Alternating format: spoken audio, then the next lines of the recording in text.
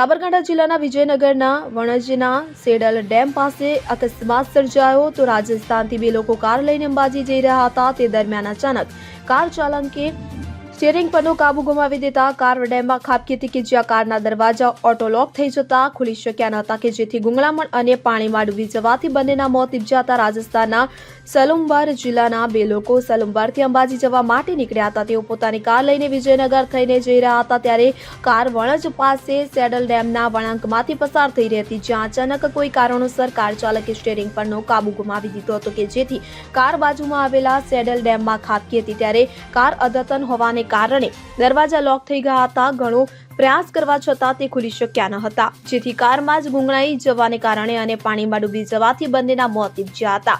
અકસ્માતની ઘટના બાદ કપુરાવ તોકામાં રહેતા ચંદનસિંહ સિસોદિયાને જાણ થતા તેઓ ઘટના સ્થળે આવી પહોંચ્યા હતા અને ચાલક કરણસિંહ સિસોદિયા વિરુદ્ધ વિજયનગર પોલીસ સ્ટેશનમાં ફરિયાદ નોંધાવી હતી। ઘટનાને લઈ વિજયનગર પોલીસ ઘટના સ્થળે પહોંચી હતી। ક્રેન મારફતે કારને બહાર કાઢી મૃતદેહને પોસ્ટમોર્ટમ અર્થે મોકલી આપ્યા હતા। પોલીસે કાર ચાલક વિરુદ્ધ ફરિયાદ દાખલ કરી વધુ કાર્યવાહી હાથ ધરી। Bureau report CN24 news.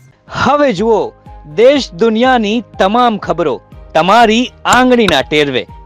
ઉઠાવો મોબાઈલ અને Google Play Store પરથી ડાઉનલોડ કરો અમારી CN24 ન્યૂઝ મોબાઈલ એપ।